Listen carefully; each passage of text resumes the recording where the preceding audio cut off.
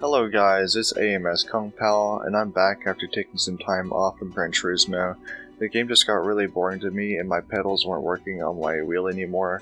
Then update 1.31 came, which made the cars in the game much slower overall, and it also changed the physics and the tuning to where I needed to retune pretty much every car that I made setups for so far in GT7. So at this point, not only was the game boring pre 1.31, the game got a lot more boring post 1.31 because it was just sad to see how the cars I loved driving in the past become understeer machines that aren't fast anymore. When I came back to GT7 a few days ago, I started my mission to fix that after I fixed my pedals and got the tuning. The Lamborghinis are, I think, probably the hardest cars to handle in the game, at least for street cars, so I thought I'd tackle this first. Although the cars are still slower now than they were, they're actually enjoyable now and they don't understeer that much anymore. I did have to do some things that were considered unconventional according to pre 1.31 tuning practices, so there is a bit of a learning phase to getting back into tuning after so much has changed in the game, but it still didn't take much time for me to make the cars feel nice again. With all that being said, I made some solid setups that cannot be significantly improved upon, so without further ado, let's check them out. The first and oldest car I'll be sharing my setup with you is the Countach 25th anniversary. There are a couple things to know about this build though. This car is pretty useless in lobby racing, so I opted not to engine swap this car and go for a more casual setup. It turns out that you can put an Aventador SV engine in this car, but since it's not going to be significantly more useful with the swap for races in the car, it is already pretty fun with the normal engine fully upgraded. I feel like having 1000 horsepower in a Countach will actually make the car more boring and a little too ridiculous. I also didn't apply a wide body because this makes the car more ugly and I really don't need this upgrade at all. If you like the wide body, you're more than welcome to apply it for yourself, as the car will probably behave the same either way since the car has the same amount of downforce, wide body or not, and it doesn't corner all that well to begin with. If you like the wide bodies, all the other cars I'll be covering in this video will have that upgrade if possible. The Countach is a neat car, though in my opinion, with my setup applied. It has decent traction, it handles moderately well for its age, and it looks really cool. It's not very fast, but it doesn't need to be if you're looking for a car to just casually race around in a free run. If I were to guess how fast I can lap the north side in this car, I'd probably get around a 620. To put that in perspective with the fastest street car time, it's a lot slower, even though the Countach still beats the world record for the fastest street car time at Nürb by 15 seconds. But in GT7, it doesn't even make it to the top 50 fastest street cars in the game. Either way, it's a fun car, and a cool car that doesn't need to be fast to be enjoyable. But I've talked about this car enough, now let's move on to the build. As you can see here, the car is fitted with a front splitter and side skirts with a custom wing, which creates more downforce than the Type A wing by the way, a wider offset, and rims, and increased body rigidity. The wheels themselves don't affect the performance, so that doesn't really matter, you can choose whatever wheel you want.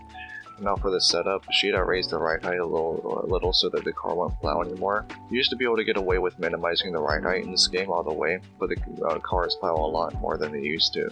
For the transmission, I have a longer purse because I only have 5 gears to work with in this car, and I made the car to race and exit corners fast, not to launch from a standing start. Also, when applying the numbers, start from the final and apply the settings out from there, working your way up to the first gear, or the numbers will be hard to apply. You need to apply the transmission like this to every other car in this video, and that's all I really have to say about the setup, as you can just see and copy everything here, so let's move on to the next car.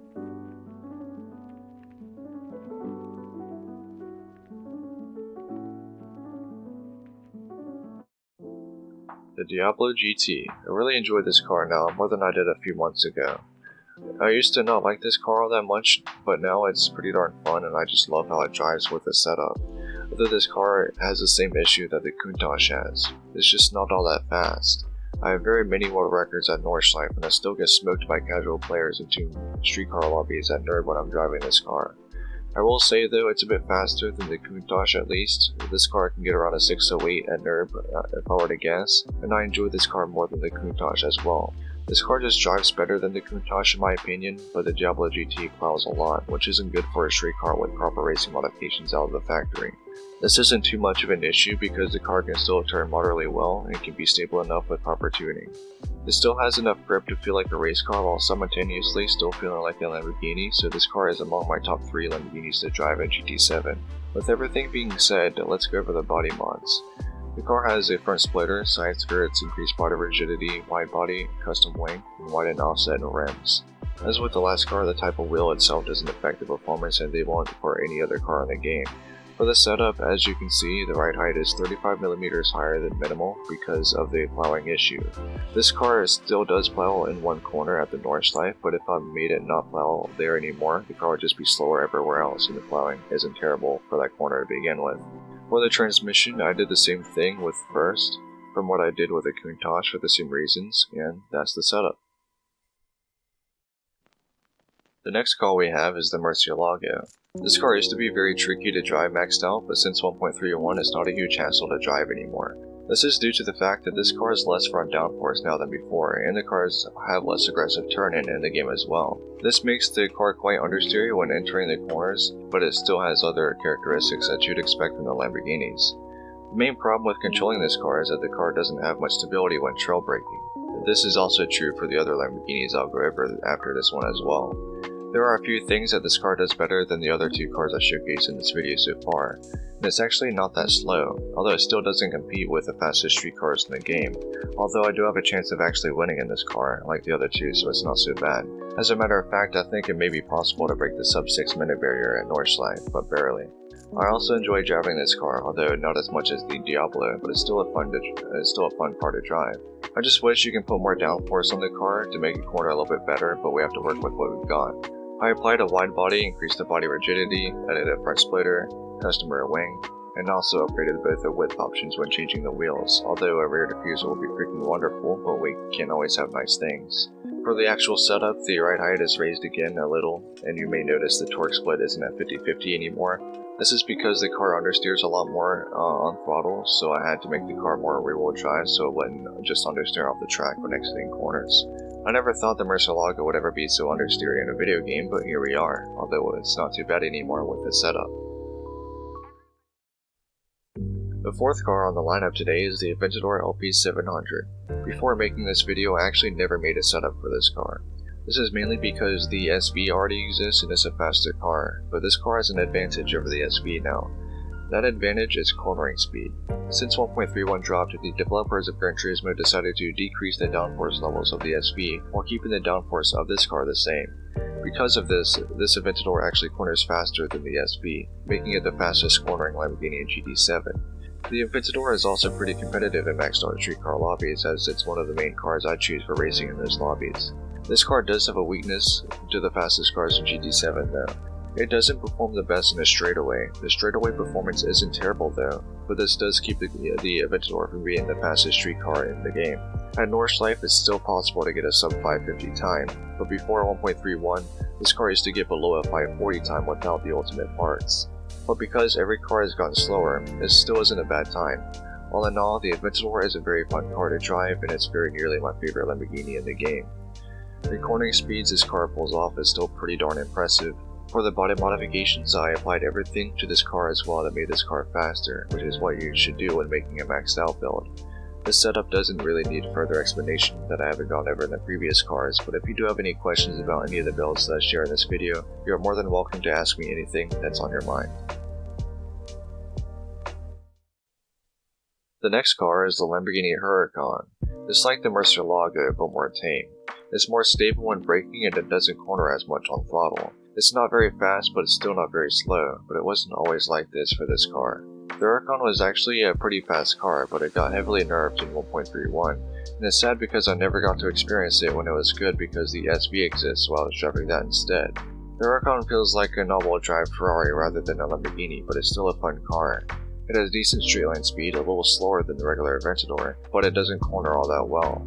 I still think this car can get a sub 6 minute lap time at Northside, so it has the pace of the Murciélago, but since the Huracán is easier to drive, it's more consistent than the Murciélago. Now that's basically all I have to say about this car, so here's my body modifications and my setup.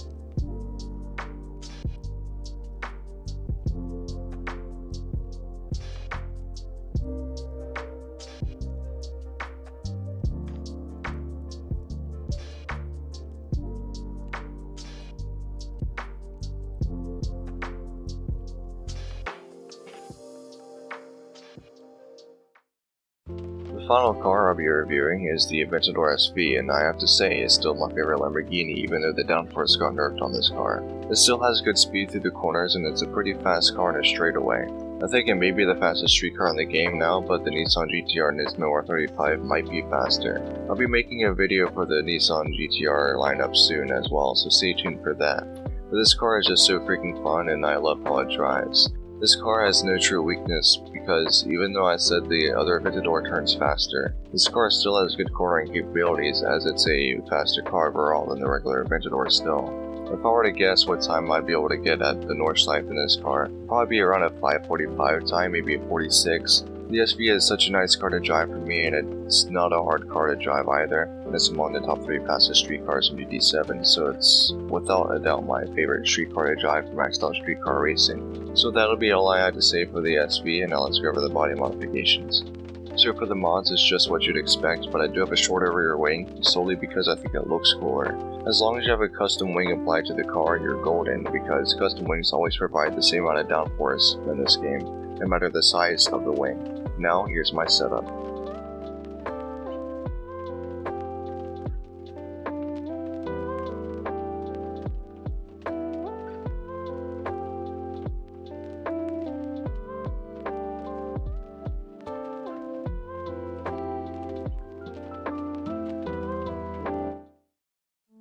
So that's the video, guys. If you enjoyed this kind of video, please let me know. I'll still upload Nordschleife hot lap videos from time to time. I will be uploading a Shepherd 2J hot lap and setup video soon because that car has gotten much easier and better to drive since the 1.31 update, and it's a super fun car now. I'll also be uploading a video going over my Nissan GTR setups like the 1970 Skyline 2000 GTR, the R32, the R33, 34, and both the R35s. Then I'll do a Porsche video after that going over my maxed out Porsche setups.